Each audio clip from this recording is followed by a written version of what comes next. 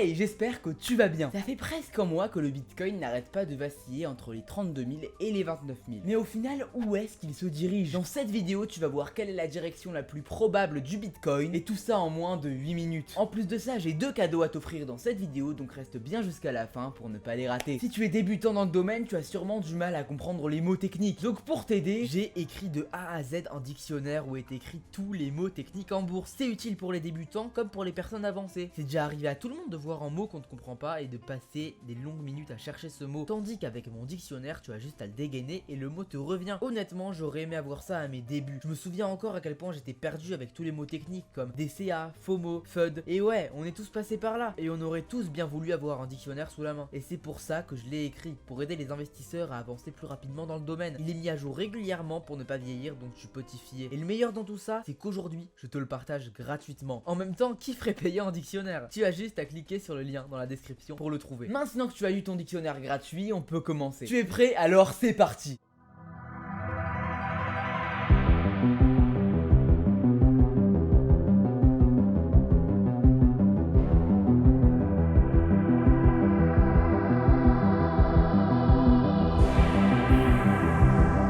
Directement avec la charte du Bitcoin USDT, on peut voir qu'il est actuellement à 3303,99 $. Je tourne la vidéo à 16h07 heure française et on est le 15 juillet 2023. Donc tout d'abord, on va essayer un petit peu de comprendre ce qu'il se passe juste ici. Pour les personnes qui sont un petit peu calées en trading, on peut voir clairement une tendance haussière tout d'abord. Sauf que là, on a quelque chose qui est assez bizarre dans cette tendance haussière. Normalement, dans une tendance haussière, on a un plus haut que le précédent plus haut et un autre plus haut que le précédent plus haut et ainsi de suite. Et pour les plus bas, normalement, chaque plus bas est plus haut que le précédent plus bas. Mais là ce n'est pas le cas, parce que juste ici on peut vraiment voir que entre ces deux là, et bien ce plus bas là est plus bas que ce plus bas là. Et donc la tendance haussière n'est pas très claire. Et d'ailleurs on n'a pas non plus de bottom juste ici parce qu'on est en train justement de le former. On ne sait pas où est-ce qu'il va s'arrêter. Donc moi je vois un possible pattern qui est en train de se former. Donc ce qu'on est en train de voir, c'est une figure d'élargissement, c'est-à-dire qu'on a un triangle inversé. Et plus précisément ce serait un triangle symétrique inversé. Malheureusement sur ce genre de pattern, on n'est pas très sûr d'où est-ce que la tendance va se diriger. Est-ce que c'est un retournement ou une continuation? Malheureusement les avis sont plutôt partagés dans la communauté des traders, mais moi personnellement je parie pour une baisse. Plus précisément je parierais pour une figure Bart. Donc qu'est-ce qu'une figure Bart? Eh bien on l'avait vu quand il avait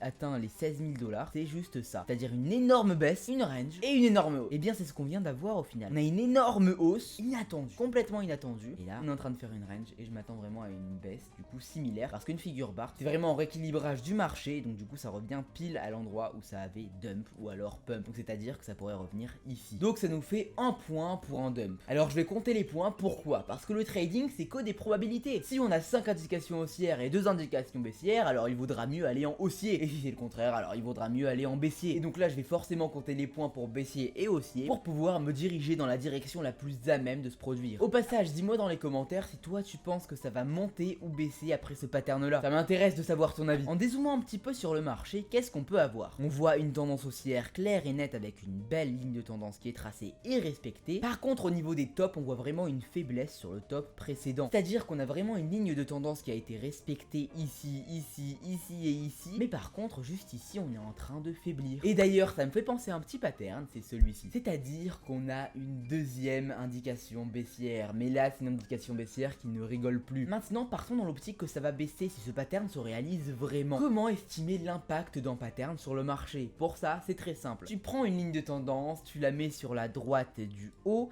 et tu la places du coup sur la droite du bas. Il faut bien que la ligne tendance soit droite pour que le résultat soit net. Et donc là tu as l'écart que ça aura, c'est-à-dire que ce pattern, s'il se réalise, aura cet impact là sur le marché. Donc là on peut le placer du coup à la clôture du pattern et effectivement on pourrait se diriger vers les 19 000. Ça ce serait l'un des pires cas. Bien sûr cette indication là est vraiment sur le long terme, c'est-à-dire que ça ne va pas se produire tout de suite mais peut-être dans 3 ou 4 mois. Mais tout de suite qu'est-ce que je vois d'autre? On voit une divergence très importante sur le RSI. Juste ici, ça monte énormément, mais juste là, ça descend énormément. Pourtant, si on trace une droite juste ici, on voit vraiment que ça monte. Et ça arrête pas de se produire dans chaque top. C'est-à-dire qu'entre là et là, ça monte aussi, mais sur le RSI, entre là et là, ça descend encore. Et qu'est-ce qui se passe juste ici? Entre là et là, ça monte, mais sur le RSI, entre là et là, ça descend. Donc ça nous fait une troisième indication baissière. Maintenant, qu'est-ce qu'on pourrait trouver sur les indications haussières en daily? On peut trouver tout d'abord déjà qu'on est en tendance haussière, ça nous fait déjà une belle indication haussière. On a aussi BlackRock qui est en train de soutenir le Bitcoin. Et n'oublions pas que si BlackRock place seulement 1% de son portefeuille dans le Bitcoin